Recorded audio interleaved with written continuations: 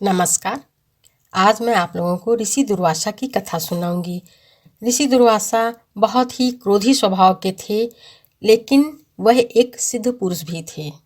ऋषि दुर्वासा का नाम सुनते ही मन में श्राप का भय आ जाता है कि कहीं कोई हमको श्राप ना दे दे। उनका यह खौफ तो देवी देवताओं में भी रहता है। हम लोग तो एक साधारण से मनुष्य हैं। तो कथा सुनने से पहले अगर आप चैनल पे नए हैं तो हमारे इस चैनल को सब्सक्राइब करें, हमारी इस वीडियो को लाइक करें, शेयर करें और कमेंट्स में जय माता दी लिखना ना भूलें। माता रानी आपके सभी कष्टों को हर लें। इसी सद्भावना के साथ कथा सुनते हैं। कथा इस प्रकार है कि दुर्वासा ऋषि तो बहुत ही क्रोधी स्वभाव के थे, तो उनका यह नाम कैसे पड़ा और दुर्वासा का अर्थ क्या है? दुर्वासा का अर्थ है कि जिसके साथ रहा ना जा सके। वैसे तो क्रोधी मनुष्य के साथ कोई भी नहीं रहना चाहता, लेकिन दुर्वासा ऋषि के तो हजारों शिष्य थे और उनके साथ ही रहते थे। कब जन्मे, कैसे पले बढ़े, और सबसे पहले तो जानेंगे दुर्वासा ऋषि के जन्म और नामकरण की कथा। ब्राह्मण पुराण के अनुसार एक बार माता पार्वती और भगवान शिव में एक तीखी बहस हो गई, जिस पर माता जी ने कह दिया कि आपके साथ तो रहा ही नहीं जा सकता।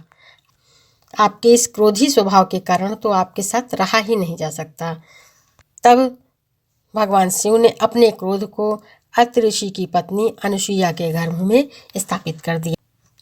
इसी के चलते अत्रि और अनुसुईया के पुत्र दुर्वासा का नामकरण भी पार्वती माता के साथ ना रहने लायक कहने के अनुसार, यानी इसी वजह से ऋषि दुर्वासा का नाम दुर्वासा पड़ा। ऋषि दुर्वासा की शिक्षा पिता के सानिध्य में ही हुई थी, लेकिन जल्द ही तपिश स्वभाव के होने के कारण माता पिता को छोड़कर वह वन में विचरण करने लगे। तब उनके पास एक ऋषि अपनी बेटी के साथ आए और दुर्वासा जी के पास आकर के कहने लगे कि हमारी बेटी से आप परिग्रहण करने, यानी आप हमारी बेटी से विवाह कर लें। उन ऋषि ने ऋषि दुर्वासा से अपनी बेटी के सभी गुण बताए और साथ में कहा कि हमारी बेटी में एक अवगुण भी है जो सब पर भारी था। ऋषि की लड़की का नाम कंदली था और उसमें एक बहुत ही बड़ा अवगुण था, क्योंकि वह कलहकारिणी थी। दुर्वासा ऋषि के उग्र स्वभाव को जानकर ऋषि ने दुर्वासा से कहा कि वह उनकी बेटी के सभी अपराधों को माफ़ कर दें।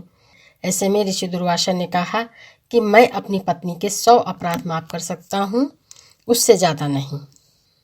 फिर दोनों की शादी हो गई और ब्रह्मचारी दुर्वासा ऋषि गृहस्थी में पड़ गए।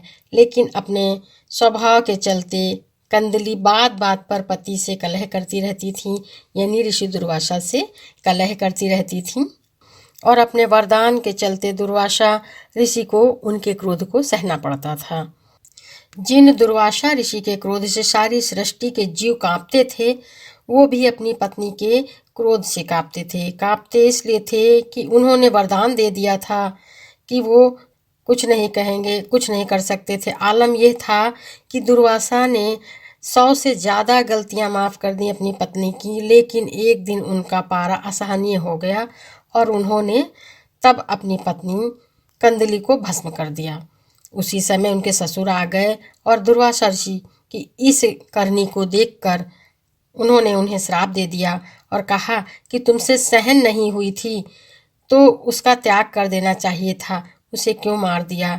इसी गलती के चलते दुर्वासा ऋषि को अपने ससुर अम्बरीश जी से बेइज्जत होना पड़ा था, अन्यथा रुद्र अवतार का सुदर्शन क्या कर सकता था।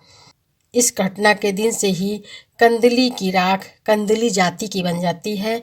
आज भी इस जाति के लोग मौजूद हैं। इसके अलावा श्री कृष्ण जी की बहन यशोदा माता की बेटी, जिसे कंस ने मारना चाहा था और बाद में वासुदेव और माता देवकी ने उसे पाला और दुर्वासा ऋषि से उनका विवाह हुआ। उनका नाम था एकविंसा। यह थी कथा ऋषि दुर्वासा जी की। बोलो ऋषि दुर्वासा जी की जय। कमेंट्स बॉक्स में जय माता दी लिखना ना भूलें। इसी सद्भावना के साथ जय श्री कृष्णा। राधे राधे।